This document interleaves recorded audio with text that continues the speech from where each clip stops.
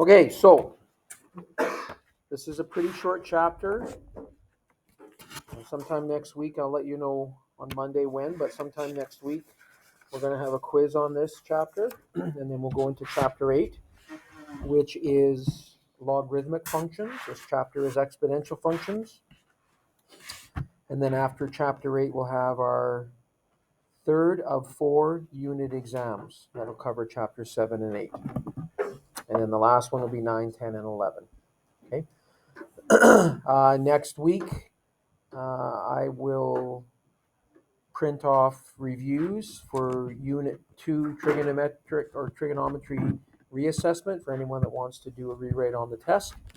So I will get those printed off, and then we'll pick a date when we can do that retest. Yes, sir. Yes, absolutely. We'll do that first. Okay, so exponential functions. So we're going to see what the characteristics are. We'll analyze these graphs, and then we'll solve some problems involving exponential growth or decay. So, as it says on the right side there, the graph of an exponential function is a function of the form y equals c to the power x, where c is a constant that is greater than 0 and x is a variable. So c is the base, right? And it's always going to be greater than 0. Now, we're going to have two different types of exponential function. One where c is greater than 1, one where c is between 0 and 1. So that first graph is where c is greater than 1. When the base is greater than 1, you're going to get an increasing function, meaning the values of y increase as x increases. That's why the graph is going upwards. But when c is between 0 and 1, you get a decreasing function. So we can see that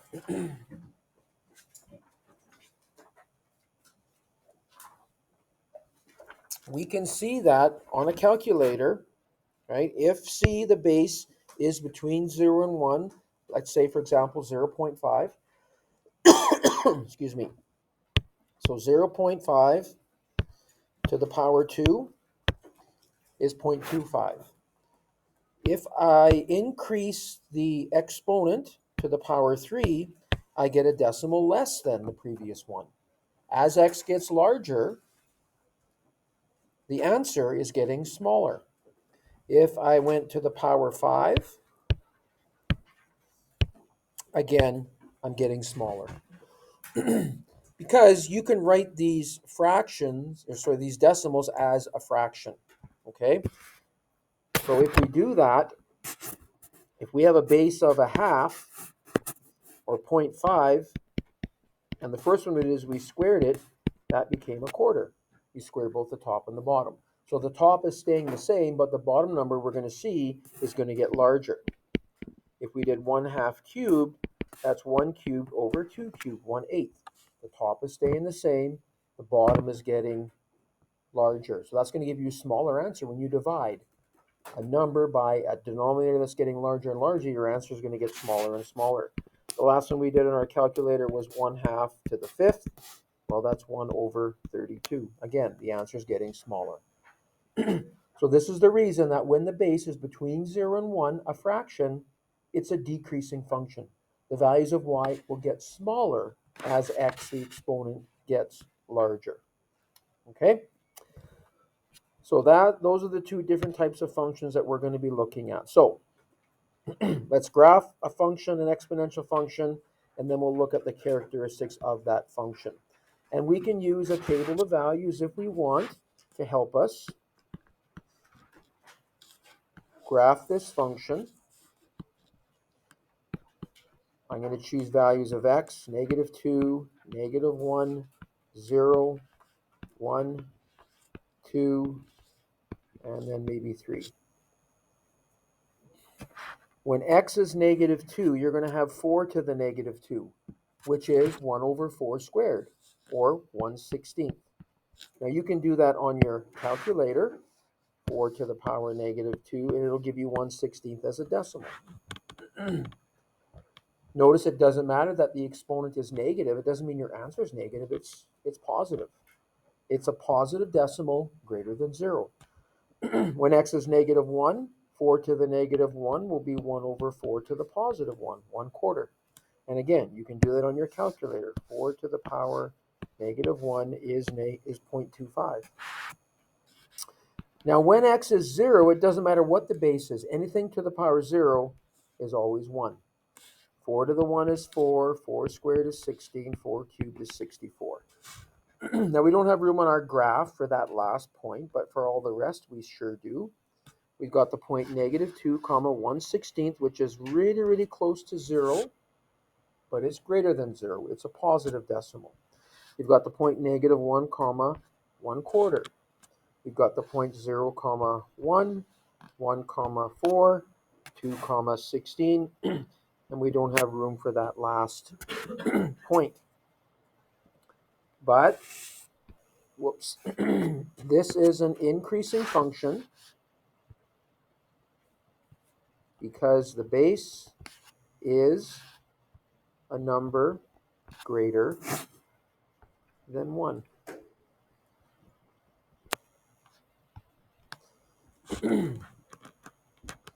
And it doesn't matter how small x gets. We did a value of x being negative 2, which gave us positive 1/16. When x is negative 3, you're going to get positive 1/8. When x is negative 4, you're going to get positive 1/16. It doesn't matter how small x gets. It's true the values of y will get smaller and smaller, but there'll always be a positive decimal, a number greater than 0. So because of that, the x-axis is an asymptote. The x-axis is an asymptote. The further the graph goes to the left, the closer it's going to get to the x-axis asymptote, where y is 0. The values of y will approach 0, but they'll never get there. They'll get infinitely close. So there's the graph of that function. So we're asked to state the domain and the range. The domain of this would be all real numbers, or from negative infinity to positive infinity. There's no restrictions on what x can or can't be. The range, though, because the x-axis is an asymptote, the range goes from 0, which is not included, up to positive infinity, which is also not included. So you can't have square brackets on 0 because 0 is not included. The graph never gets to the point where y equals 0. So because it never hits the x-axis, there is no x-intercept. But there is a y-intercept. That's the point 0, comma 1. When x, when x is 0, y equals 1. That is the y-intercept. This is an increasing function. So let's circle the word increasing. And the equation of the horizontal asymptote is the x-axis, which is the line y equals 0. It's an equation, so it's got to have an equal sign and it's got to have a variable. Yes? Say what? But we have rounded brackets there, which means it's not included. Okay? So there, that one's done. All exponential functions where the base is greater than 1 will look similar to this. As the base increases, all that's going to happen is the graph is going to get steeper quicker. As the base gets closer and closer to 1, the values of y will not get big as fast. It'll affect the rate of change, the rate of increase, but it'll still be an increasing function. Right? So that's what that graph looks like. This next one, we have a base of 1/2. So because the base is between 0 and 1, this will give us a decreasing function. Again, we'll graph this by using a table of values. So I'm going to go -3, -2, -1, 0, 1, 2, and 3. Maybe I'll have room for all these points on the graph. Maybe I won't. But it'll still give us an indication of what's happening. So when x is -3, 1/2 to the -3, I'll just write this one out. Remember, you cannot evaluate manually. You can't evaluate an exponential expression with a negative exponent. We always make the exponent positive by flipping it. So this will be the same thing as 3/1 to the +3, which is 27. When x is -3, y equals 27. And again, you could do that on your calculator. If you go 0.5 to the power -3,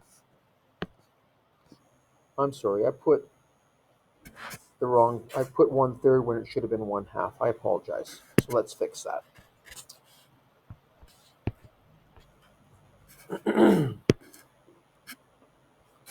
So this is 1/2 to the -3, 2/1 to the +3, which is 8. So that should be 8, not 27. And so when x is -2, 1/2 to the -2 will be the same as 2/1 to the +2, which is +4. When x is -1, 1/2 to the -1 will be 2/1 to the +1, which will be 2. When x is 0, it doesn't matter what the base is. Anything to the power 0 is 1. 1/2 to the power 1 is a half. 1/2 all squared is a quarter. 1/2 all cubed is 1/8. So we have room for all of our points on this grid. We've got the point -3, 8, -2, 4, -1, 2, 0, 1, 1, 1/2, 2, 1/4, 3, 1/8. And again, as the value of x gets larger and larger, the value of y will continue to get smaller, but it'll always be positive. It'll approach 0, the values of y, but it'll never actually get there. So once again, the x-axis is an asymptote because the values of y will get closer and closer to 0, but never actually get there. And again, this is a decreasing function.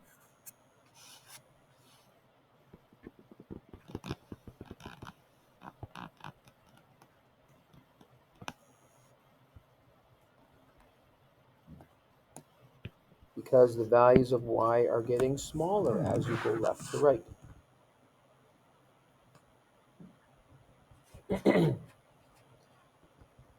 So all decreasing functions will have this same shape. All that'll change is as the base changes, the slope of the curve will change. That's all that's going to change, but it'll have this shape.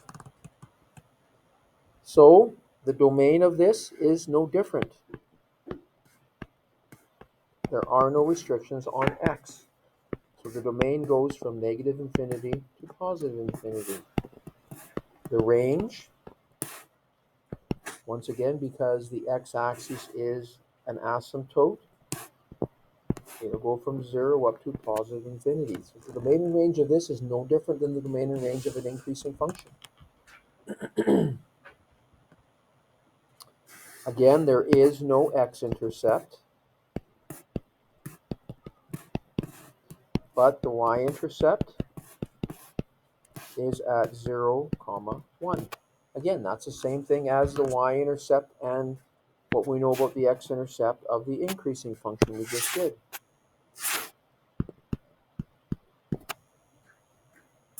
The only thing that's different is that, again, this is a decreasing function. The asymptote, once again, is the x-axis. It's an equation. So there has to be a variable, there has to be an equal sign.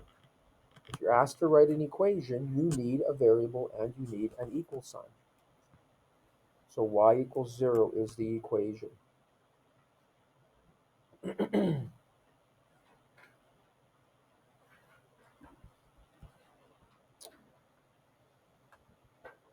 Okay?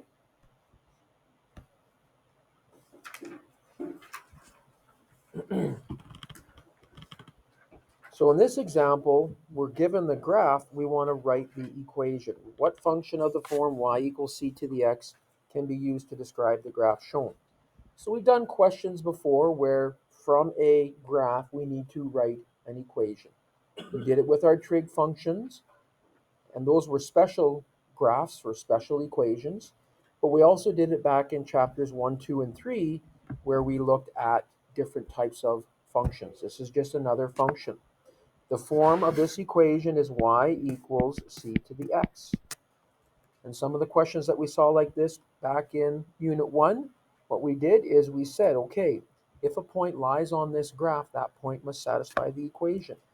So there's actually 2 points we can use. We could use negative 2 comma 16 as our point if we wanted to, meaning that when x is negative 2, y is 16. We can solve for c. So we want to know what c equals, c to the 1. We want the exponent on negative 2 to be positive 1. And the way we would do that is, well, there's a couple different things we could do here if we wanted to, but if you raise both sides to the power that's the reciprocal of negative 2, that would be negative 1/2. I'm going to raise both sides to the power negative 1/2. The reciprocal of negative 2. And the reason we're choosing the reciprocal of negative 2 is because negative 2 is the exponent on c. We're trying to know what c to the 1 is. So we want to make that negative 2 becomes a positive 1. And you see, when you have one exponent raised to another, you multiply the exponents. Negative 2 times negative 1/2 is positive 1. We've gotten c to the 1 on the right. And on the left, 16 to the negative 1/2 would be 1 over 16 to the positive 1/2. And power 1/2 means square root. So c is 1/4.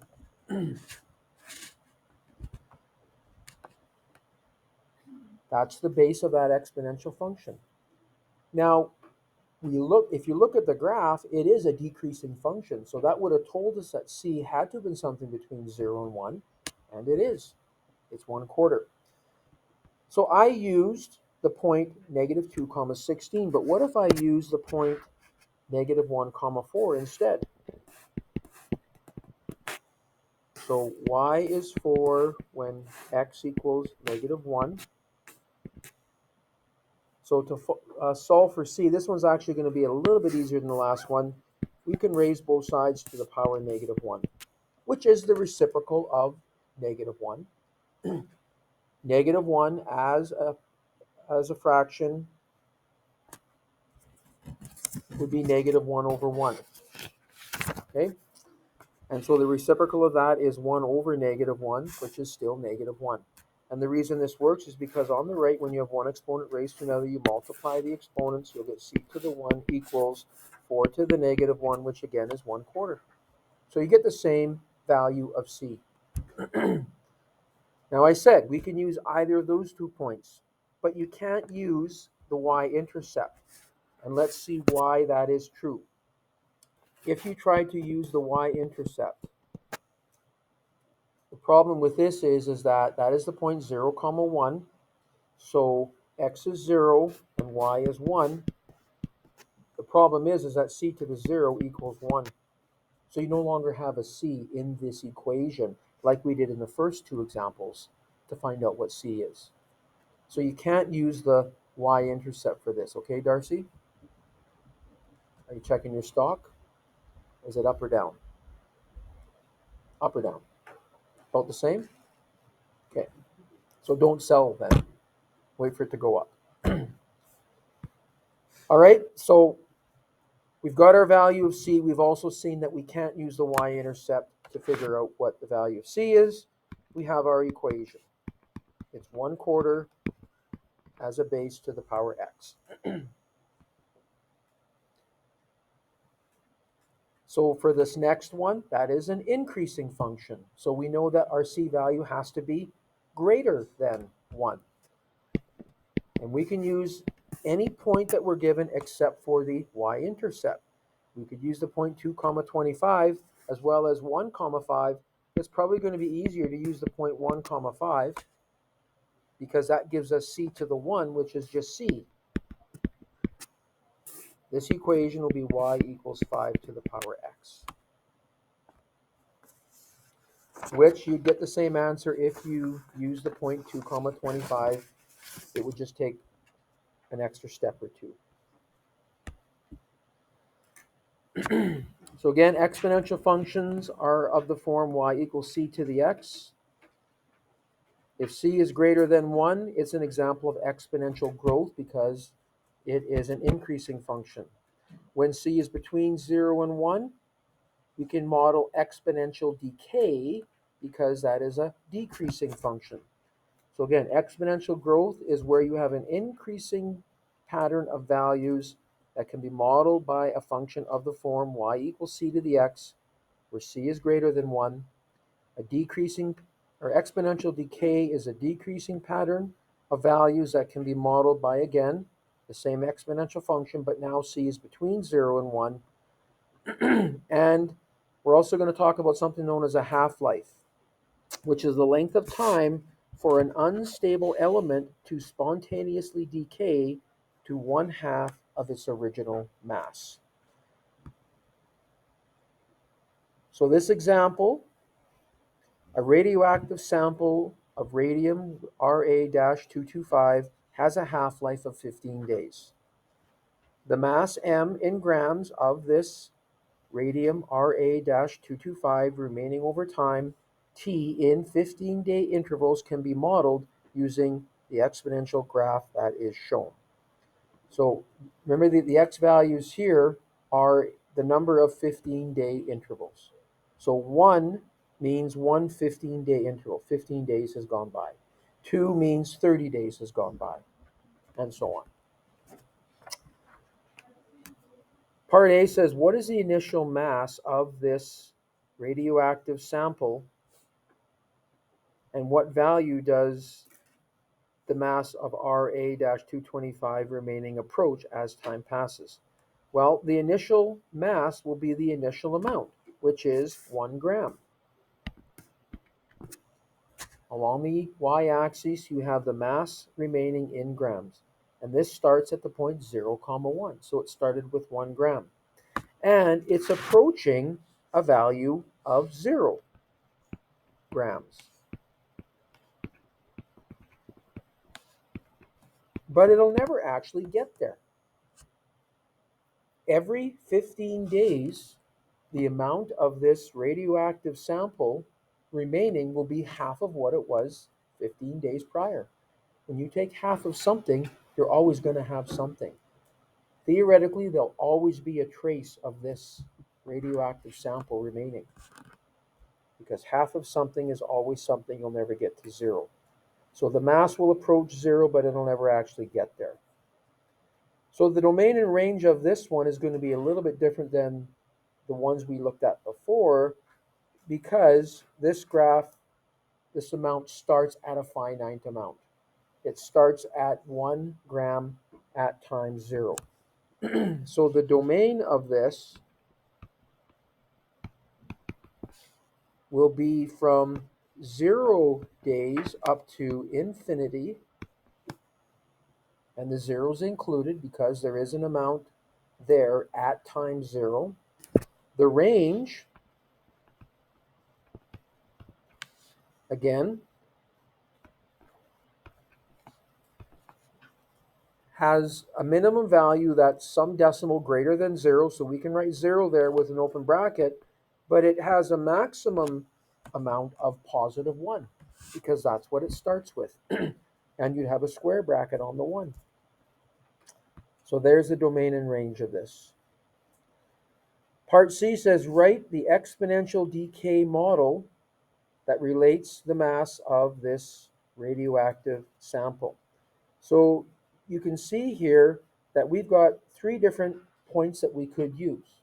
We can't use the y-intercept when x is 0, but we can use any one of the other 3 points. I'm going to use the point 1, comma 0.5. That'll be the easiest one to use. So this is part C. We have y equals c to the power x. That's our general form of an exponential function. We have 0.5 equals c to the power 1. I'm using the point 1, comma 0.5, and c to the power 1 is c. So that's what c is. And our equation would be y equals 0.5 to the power x, or maybe we might say a, the amount, equals 0.5 times t, where t is the number of 15-day intervals. A for the amount remaining would equal 0.5 to the power t, where t is the number of 15-day intervals. Part D says, estimate how many days it would take for this sample to decay to 1/30th of its original mass. So we've got A, the amount, equals 0.5 or 1/2 to the power t. We want to have 1/30th of 1 of its original mass. So again, the 1 there represents the fact that it started with 1 gram.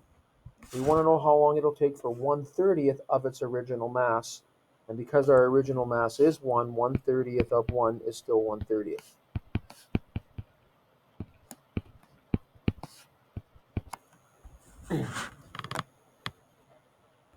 Now, based on what you've learned so far, there's no way you can get t by itself, algebraically. We're going to see in the next chapter when we start looking at logarithmic functions, that's actually one of the applications of logarithmic functions. It allows us to solve any exponential equation.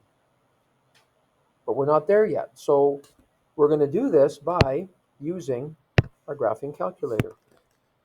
We're going to put 2 equations into our calculator. The first one would be 1/30. The second one will be 1/2 to the power x. I'll have to put the 1/2 in brackets to make sure it's all to the power x. And then we're going to find the point of intersection between these 2 graphs. Now, because our first equation, y equals 1/30, I mean, that's a pretty small decimal. That's going to be my windows for my y values don't need to be quite as large or far apart as I have them here. I should be able to go from -1 to +1 on the y-axis. And maybe I'll put a scale of 0.25. Again, because my first equation is y equals 1/30th. So that's going to be a decimal between 0 and 1. So when I hit graph, there's the line. We can see that they do cross, and we can find the point of intersection. Second function trace, number 5 for intersect. Enter, enter, enter. And it's at approximately when t is 4.9.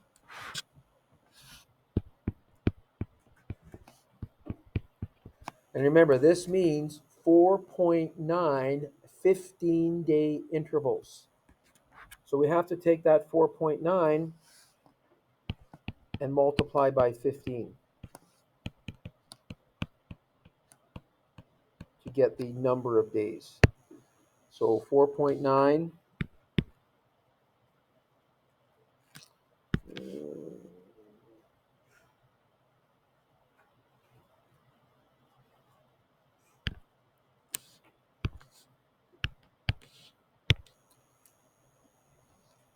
approximately 73.6 days. So you see what I did when I found that point of intersection. It gave it to me in my graph as x comma y. To get that value of x to be part of my calculation, x is above the store key on the bottom left-hand part of the graph. That's where we see x. So to get that, you go alpha and then hit that key, and that gives you the x value that's stored in the calculator from the last graph. And then I multiplied it by 15. That's going to give you the most accurate answer, 73.6 days. You see, if you just use 4.9, our rounded value, and multiply that by 15, it's off by a tenth. So on our numerical response question, you get it wrong.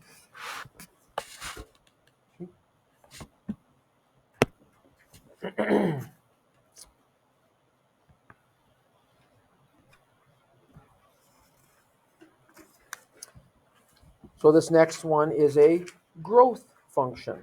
Under ideal circumstances, a certain bacteria population triples every week. This is modeled by the following exponential graph. So we look at the graph, it asks us for the domain and the range. Notice that the number of bacteria are on the left, but the bottom, it's the time in weeks. So 1 is 1 week, 2 is 2 weeks, and so on. The domain of this,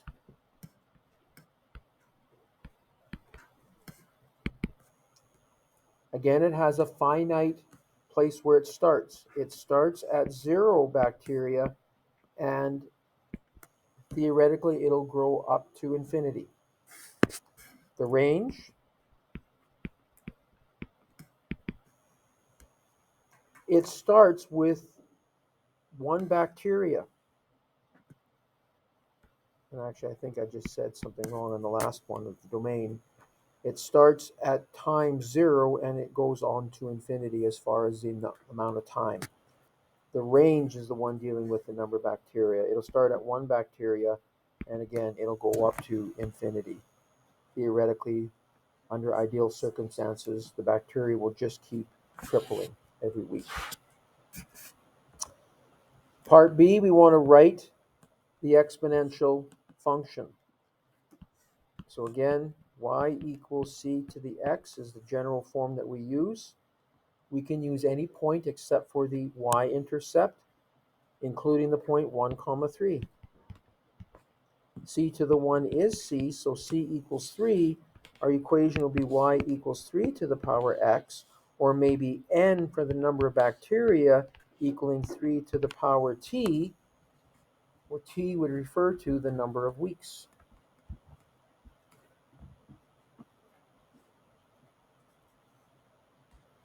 And it's not a coincidence that the base is 3 because the number of bacteria is tripling every periodic time period, which in this case is weeks. If the number of something is doubling, you're going to find that the base will be 2. In this case, it's tripling, so the base is 3. But you can confirm that by calculating C like we just did. Approximately how many days would it take for the number of bacteria to increase to 8 times the quantity on day 1? So the number, well, let's use the formula first, write it out. The number at the end has to be 8 times what you started with. And again, you started with 1 bacteria. 8 times 1 is 8.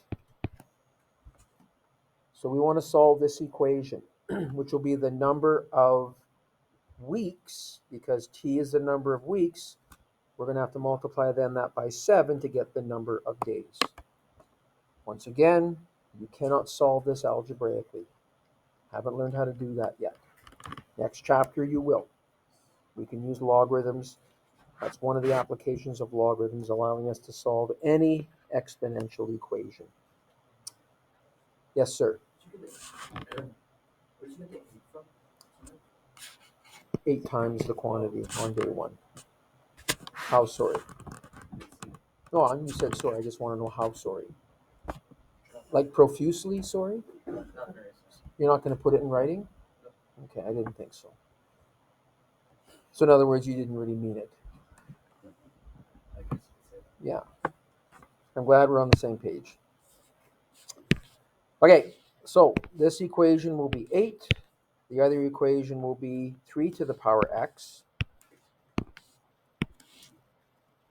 And we'll want to change our windows because now our first equation is y equals 8. So our y maximum needs to be at least 8. And maybe let's change it to 9 just so we can clearly see that line. I'm also going to change my y scale to 1. And so we can see the point of intersection. We didn't have to change our x windows. There might be some that you work with that you will have to change your x windows so you can see the point of intersection. Second function trace, number 5 for intersect, enter, enter, enter. So you can see it's approximately 1.0, or is that 89? Looks like 1.89 weeks.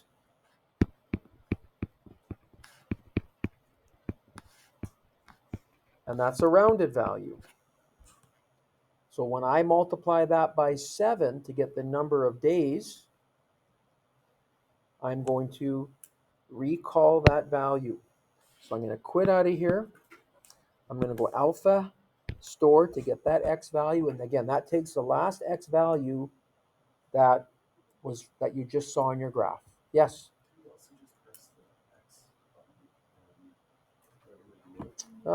Maybe. Let's see. It works too? Okay. Actually, I think that's what you have to do.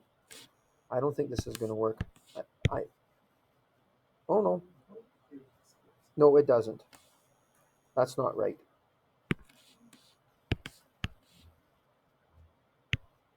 No, it is. Okay. It looks like it. Yeah, they both work.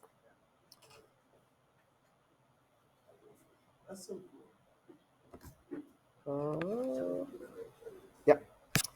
So 13.25 days approximately.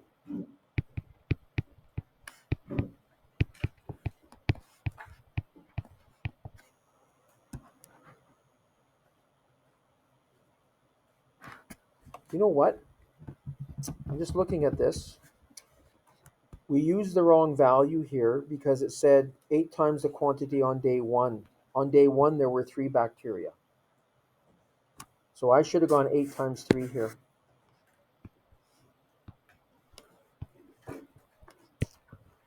So let's fix that. So this should have been 24, not 8. So it should be y equals 24. And for my window, let's make the x max 30. And let's use a scale of 5. I'm sorry. Y max needs to be at least 30. I'm not going to put it in writing.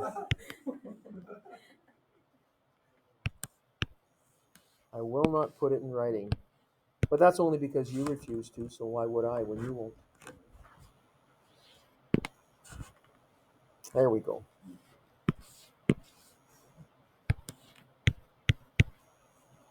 So it's 2.89 weeks.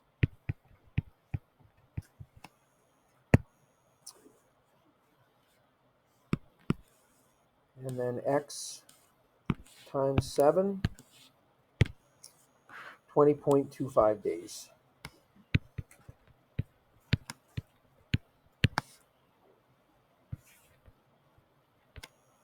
I guess I could be the bigger person than you and write it in writing. I can put it in writing. Then I'm the bigger person than you.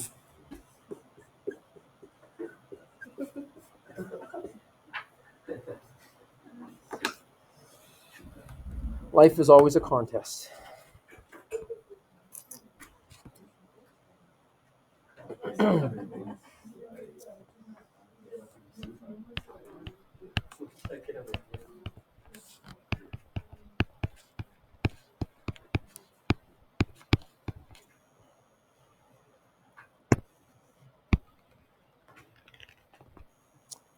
All right, so those questions you can work on for practice. I will post the solutions to Google Classroom so you can check your answers. I'm sure you'll all want to do that, right, Crummer? Do the work, check them to make sure you're all on track. So again, short chapter. I'll let you know next week when our quiz is. And then we'll be doing chapter 8 next.